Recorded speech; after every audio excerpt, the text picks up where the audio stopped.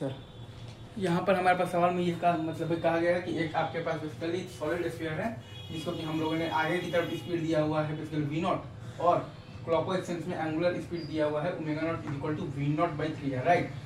और आपके पास सरफेस का कोफिशिएंट ऑफ रिफ्लेक्शन दे रखा है कि म्यू है, राइट। तो अब अगर आप ध्यान देंगे ना सर तो यहाँ पर आपके पास बेसिकली तो v is greater than omega R है।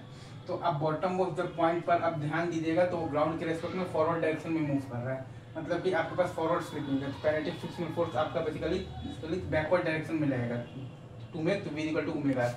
अगर मैं फिर से बोल रहा हूँ आपके पास v is greater than omega R है, राइट।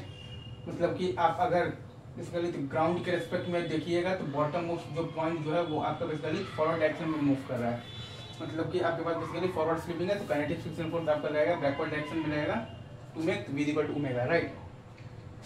अब देखिएगा तो ये पॉइंट P से काइनेटिक फ्रिक्शनल फोर्स बेसिकली आपका पास कर रहा है, मतलब कि काइनेटिक फ्रिक्शनल फोर्स का जो टॉर्क है वो बेसिकली पॉइंट P के अबाउट 0 है, राइट।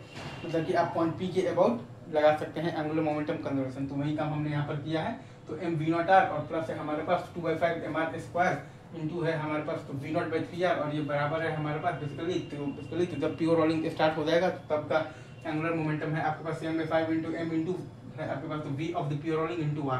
तो यहाँ से आपके पास v प्योर रोलिंग का वैल्यू आ जाता है 17 v नॉट बाई 21 और आपके पास बेसिकली ओमेगा प्योर रोलिंग का वैल्यू आ जाता है 17 v नॉट बाई 21, राइट। अब जैसे कि मैंने आपको शुरू में ही बता रखा है कि आपके पास v is greater than omega R है, मतलब कि ये जो बॉटम ऑफ जो पॉइंट है वो ग्राउंड के रेस्पेक्ट में फॉरवर्ड डायरेक्शन में मूव कर रहा है, मतलब कि आपके पास बेसिकली फॉरवर्ड स्लिपिंग है। तो काइनेटिक फ्रिक्शन फोर्स आपका लगेगा तो बैकवर्ड डायरेक्शन में लगेगा टू में, तो v equal to omega R, right sir, is it true? ये सही है क्या? तो वो अब अगर आप ध्यान देंगे तो v at any time t आपके पास क्या आएगा v not minus mu g t और वो बराबर है बेसिकली आपके पास basically omega at any time t आएगा। आपके पास बेसिकली अल्फा इंटू टी होता है, अल्फा होता है आपके पास बेसिकली तो टॉर्क बाई आई, तो म्यू mgr बाई आई है आपके पास 2/5 mr square into t alpha into t और प्लस साइन इसलिए है क्योंकि बेसिकली जो काइनेटिक फ्रिक्शनल फोर्स है वो बेसिकली ओमेगा को बढ़ाने का काम कर रहा है। और क्या है आपके पास प्लस है आपके पास बेसिकली इनिशियल ओमेगा नॉट जो है आपके पास तो वी नॉट बाई 3r, ये है आपके पास basically omega at any time t into are.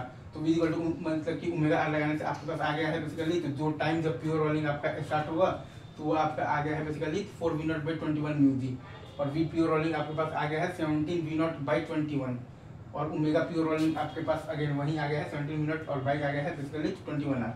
अच्छा, अब अगर आपसे कोई ये बोल दे कि work done by the kinetic frictional force बताइए तो आप उसके लिए लगा दीजिएगा वर्क। अब अगर आपसे कोई ये बोल दे कि work done by the kinetic frictional force बताइए कहिए कि कितना होगा, तो हम लोग लगा देंगे वर्क एनर्जी थ्योरम। तो हमारे पास आ जाएगा 7/10 इंटू m इंटू तो v of the pure rolling का होल स्क्वायर मतलब कि 289/441 इंटू वी नॉट स्क्वायर। अगर मैं फिर से बोल रहा हूँ तो 7/10 इंटू m इंटू तो v मतलब कि ऑफ द प्योर रोलिंग का होल स्क्वायर मतलब कि 289/441 इंटू वी नॉट स्क्वायर और माइनस इनिशियल काइनेटिक एनर्जी है आपके पास half m v not square और प्लस है आपके पास half into 2/5 mr square into v not by 3r का होल स्क्वायर, राइट। या फिर हम लोग चाहें तो v माइनस मतलब कि ओमेगा इंटू डी टी से आपके पास बेसिकली स्लिपिंग हो रहा है, राइट। तो v माइनस मतलब कि ओमेगा इंटू डी टी से आपके पास बेसिकली स्लिपिंग हो रहा है, राइट। तो माइनस इंटेग्रल फ्रॉम 0 से लेकर तो जब प्योर रोलिंग स्टार्ट होगा तो 4 v not by 21 mu g, ठीक है सर।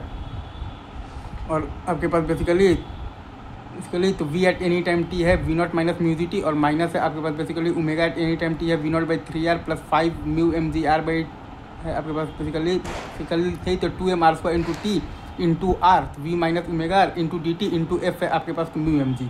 तो v minus omega into D T से स्लिपिंग हो रहा है और f is equal to mu M G है। तो ये वाला इंटीग्रेशन जब आप करेंगे तो वहाँ से भी आपके पास आंसर बेसिकली सेम ही आएगा work done by the kinetic frictional force का, राइट।